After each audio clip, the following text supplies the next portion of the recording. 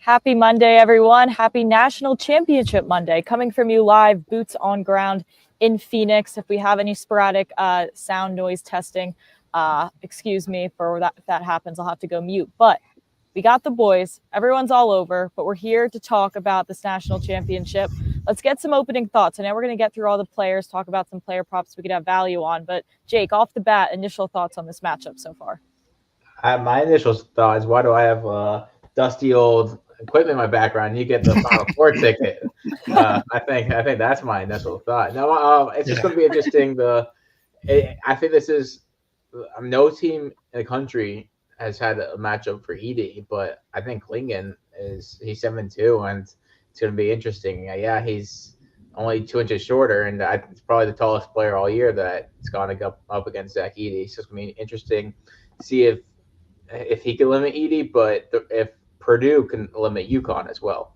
So it's the two matchups of the game to watch.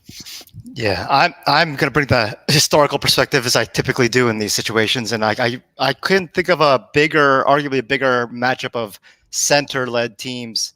And I guess Klingon, you could say whether he's the leader of the team or not, but he's basically a number one player in terms of NBA potential. So this big in NCAA championship game history outside of Odin versus Horford and Noah, but then Odin, since his career didn't pan out in the NBA with injuries, I kind of disqualified that. And Olajuwon and Ewing back in '84, but both those players, as great as they were, number one picks, they weren't like great scorers, especially at the college level at that point. They weren't very refined the way that Edey is, especially. So I'm fascinated. I think that Edey, I could see him if he has a typical game and actually plays really well against Klingon.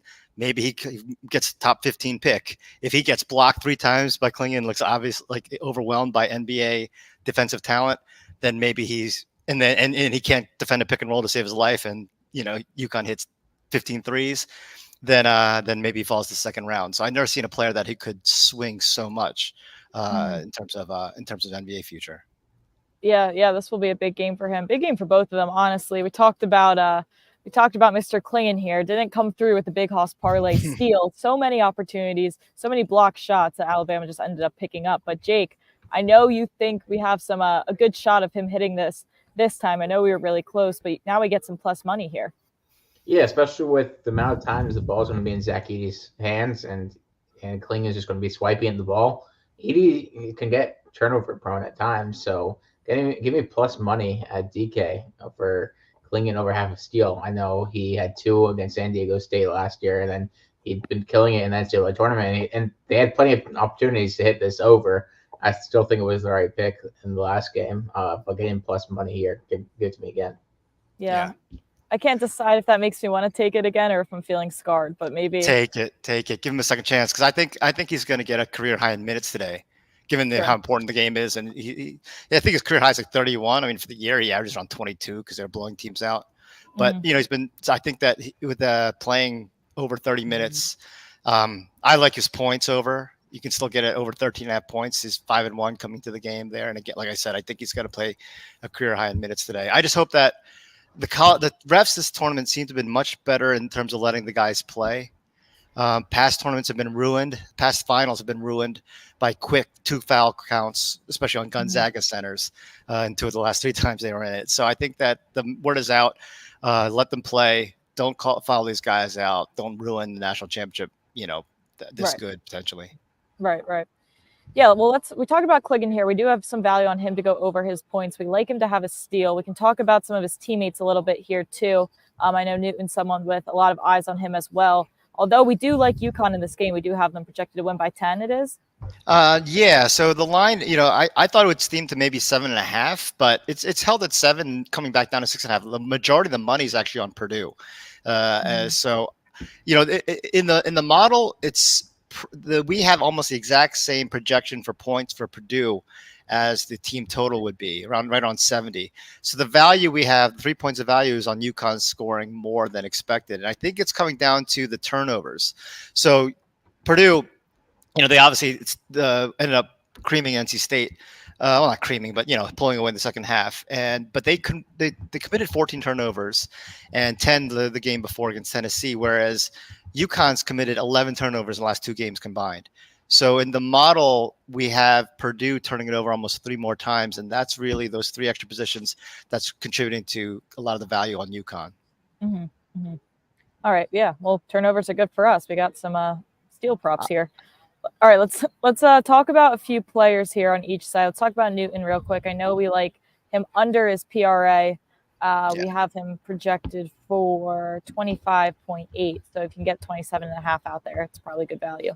Yeah, but so I saw 29.5 when I suggested that minus 182. It's a little pricey, but the under is 8-2 coming in. Again, it's not like he's playing poorly, but they're playing pretty balanced offense with four or five players who can score double figures. Yeah. I see some questions about Edie in the chat. Maybe we can go over to the model for this here. Sure. We'll look at Edie is rebounds and assist line 14. Do you have any value on that? Did Edie hit his assists? Yeah, he had 4 assists. Yeah, easily. Hit centers, man. Centers are automatic play. Yeah, we don't have value on that. We have value on the under, and in fact, I'm taking the Edie under in rebounds, which is weird because he's been rebounding like a beast. But I didn't like that against NC State when NC State maddeningly couldn't make a basket, and they seemed to miss how many shots in a row. That none of the rebounds went to Edie. I was worried about your parlay, Mackenzie. I know because I think I counted like 10 missed NC State shots, and he didn't get a single one of those defensive rebounds. That was just odd to me. Mm-hmm. And then I looked a little close to his game log. So besides his quality opponents recently, NC State, Tennessee's a good opponent. He had a lot of rebounds there, and Gonzaga. But Wisconsin, the Big Ten tournament, at 11.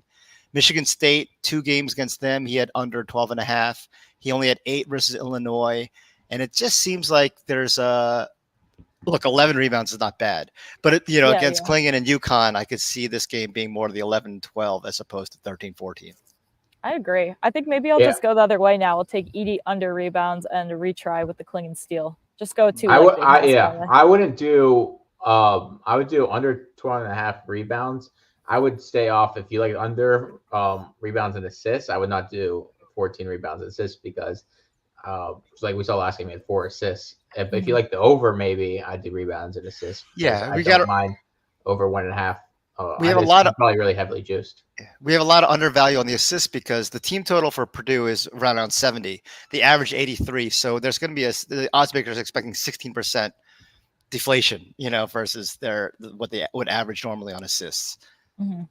Let's talk about Braden Smith here too. 22.5 is his PRA line. We have some value on the under here. Me and Jake were just talking about how Newton's probably going to be the one on him, and he has a substantial amount of inches on Mr. Braden Smith here.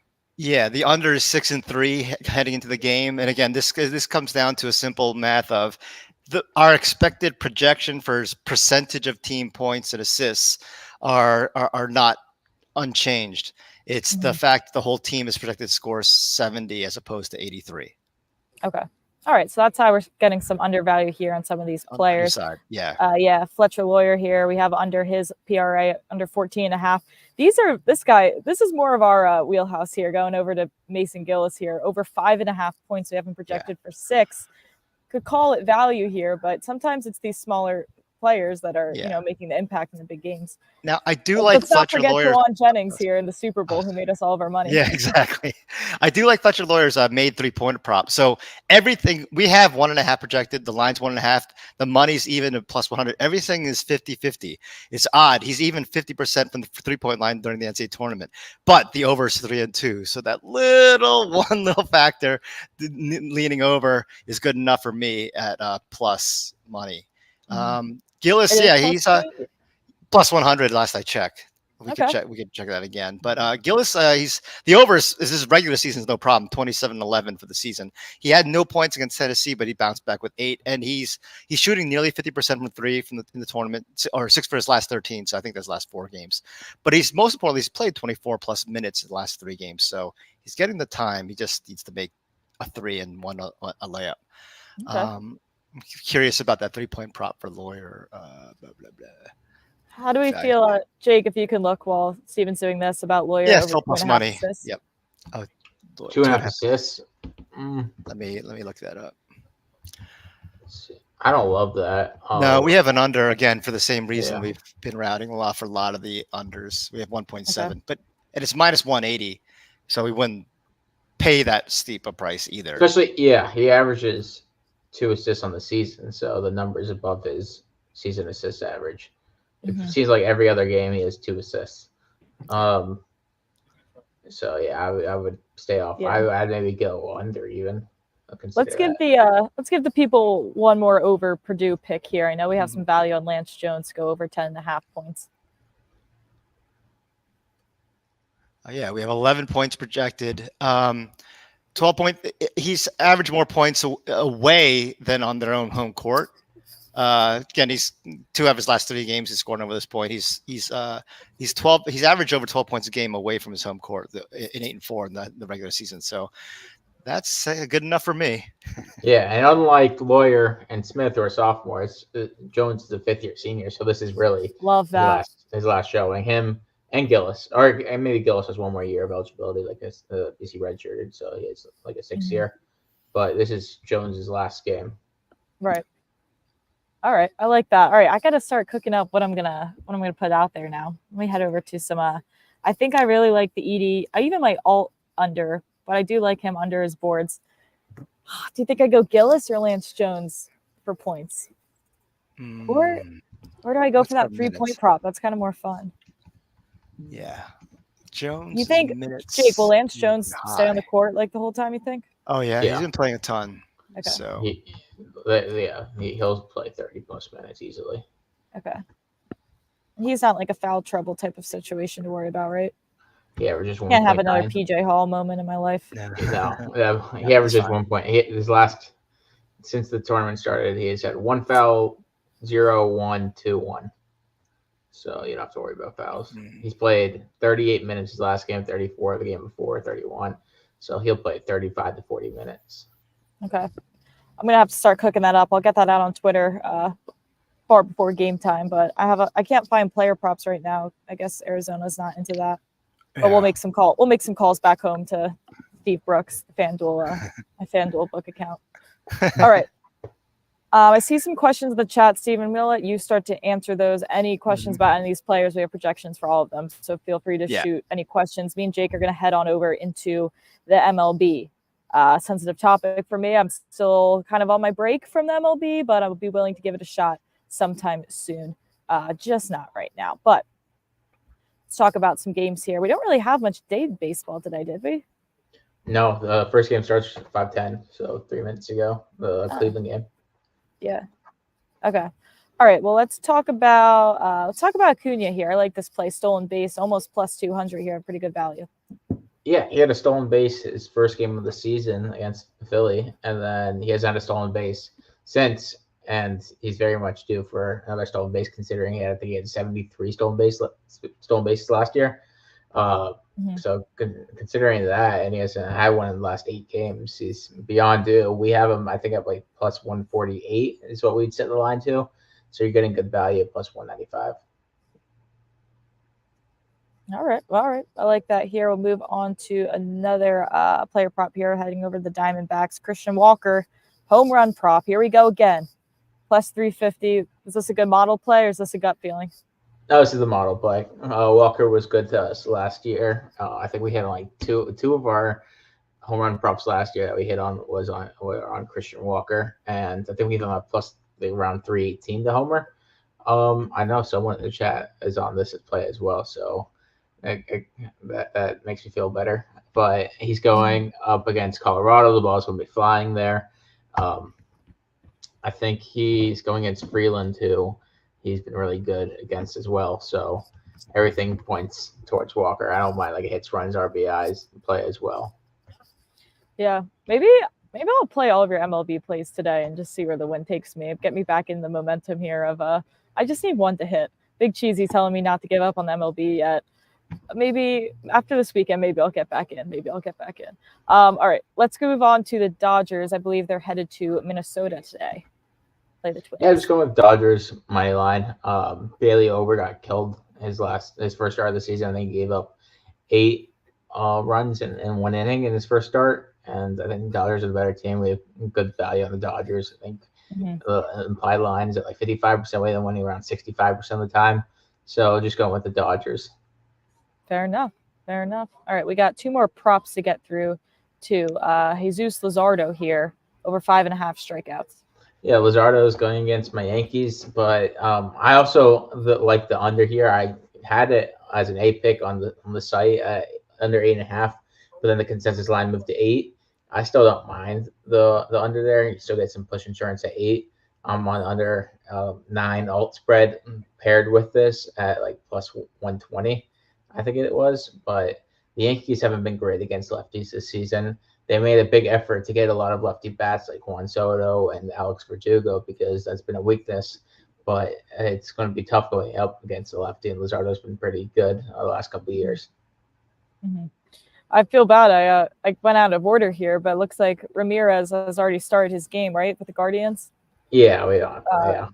Okay. I know. All right. Well, I think Big PC is against on the opposite play of Jose Ramirez, but we just love Jose Ramirez's matchup today. But that game already started, so we don't need to show it. Yeah. Unless it hits, then we'll show it. Yeah. Well, we can maybe hit. I guess it's a little too early for some live betting situations here too, but we got plenty of MLB here to give the people before we get out of here. I know it's a quick show today, but no NBA today. I'm very excited for the NBA to be back in full swing and everyone actually trying really hard on the court for playoffs. That's going to be a fun time. But that's a side note. Nonetheless, I know we've been talking a little bit about the NFL draft. We're certainly going to hit it heavier later this week after college basketball is out of the picture. But one play that we might lose some value on that we want to talk about right now, Michael Penix Jr., someone we've been high on all year. You can actually get him at even money to be picked in the first round here. Yeah, so DK just released their odds to be drafted in the first round, and Penix is at plus 100, so even money. And I looked at like 6 or 7 NFL mock drafts today, and I think 5 out of the 6 or 6 out of the 7, all but one of them had Penix in the first round. And combine that with the big thing is why you want to draft a quarterback in the first round is you get the fifth year option if they're drafted in the first round, so you get to extend them. And for quarterbacks on their rookie deal is like the best time to win championships. So you want to get a quarterback on a rookie deal or a cheap extension, but getting 5th year, 5 years is pretty big. So a lot of teams could trade back in the first round to draft Penix. I know he's been linked to Seattle, where his offensive coordinator is now at, and he's been linked to Las Vegas. There's some teams that have been linked to him, and then he reportedly ran a 4.5 in his pro day, and that's only going to help his stock as well. That sounds like that's pretty good for not having any ACLs left. I respect that time. Exactly. Yeah, I think it's 2 or 3 ACLs that he's torn. So you think Seattle and Vegas would probably be one of those spots he could end up? I wonder, are there prices for him to make it to either of those teams? Yeah, I think I could tell you that right now, but I think there are like Penix 2 X team odds available on DK. You're probably not going to get great value on any of those until Schefter tweets out. I'm hearing rumors of Penix to Las Vegas, and then you could get maybe Washington or Seattle at great odds. But until then, you're not probably going to get great value. I like going against the late steam because it's usually the earlier word is what tends to be most true. So I was plus 17 units last year, and a lot of that I went by like right around now. All the mock drafts came around now, and then the late steam is usually these agents pushing stuff to Schefter, pushing stuff to the other guys, getting their steam on their player. That's how Will Levis ended up at like minus 200 to be the 2nd overall pick or something bizarre, or go 1st overall. Exactly. This is the time. A lot of times you could hedge. Yeah, a lot of times you could hedge later on. Like I said, Jay and Daniels get plus money with the 2nd and 3rd. Like I think I gave that out a month ago, and now he's like minus 180, minus 200 to be 2nd overall pick. So a lot of these you could really go ahead and hedge. We're always on it. We're always on it early. Got to listen early. Again, Michael Penix to go first round at even money. This probably is the best you're going to get right now. So it's time to start thinking about the NFL draft. We're going to pull up the recap screen here. Obviously, we had some value on a bunch of player props here, but one we really, really like, I know Jake likes, is Donovan Clingan to have his steal that we did not get from him on Saturday night. We think it's time to do that. A little NFL draft prop for you guys. And of course, the MLB. Any other questions you guys have, feel free to reach out. As always, I'm going to start cooking up my parlay for tonight, send it over to Steve Brooks, and see what we can come up with. So I got to get some kind of action on this game. I will say I want to sweat out a either first basket or a race to 10 prop. If anyone's interested, you guys think UConn or Purdue? I tried doing Bama. Of course, they won the race to 20, not the race to 10 though on Saturday. I'm thinking. I feel like it's got to be. Yeah, I'm bringing Steven. Steven, you got anything? A lot of what I've been doing is like team to win first half and then the other team to win the whole game. Like I did that a couple of times. I did that with Gonzaga against Purdue at plus 650. Didn't hit, but it should have. They're up until like the last minute in the first half. I don't love race to 10 points because it gets a little fluky. Maybe race to Just 20 let me have points. fun, Jake. Yeah. I don't like to have fun. Yeah. No, I'm the fun this thief. is definitely serious. Yeah. I think I'm going first basket, Braden Smith. Just gut feeling. That's my logic for that one. What's the block props? How come I'm not seeing any block lines for Edey and Clingan right now? They don't usually post. They don't really have them. Yeah. Yeah. The prop market's not very friendly, and it's only getting worse. So I'm literally sitting in the stadium right now. They have like anti-gambling ads that are like, if you have a problem, like they are not into it. So, but this is probably our last chance to bet on college players and their props. So we got to go out with a bang here. This is the time to do it. All right. I think that's all we got. We'll be back to the NBA tomorrow, back in our wheelhouse here. But I hope everyone makes some money. What a great March Madness we've had. Shout out to Alabama for carrying us through, making it to the Final Four. Creighton Blue Jays, RIP. You really hurt my feelings. And BYU, I'll never forget that. With that said, it's been a pleasure. Good luck with your bets tonight. We'll see you guys tomorrow.